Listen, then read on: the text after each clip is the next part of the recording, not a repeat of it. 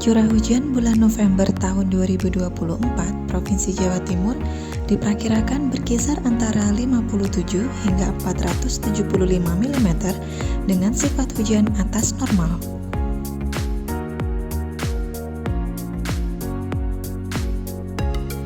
Curah hujan bulan Desember tahun 2024 Provinsi Jawa Timur diperkirakan berkisar antara 128 hingga 578 mm dengan sifat hujan atas normal.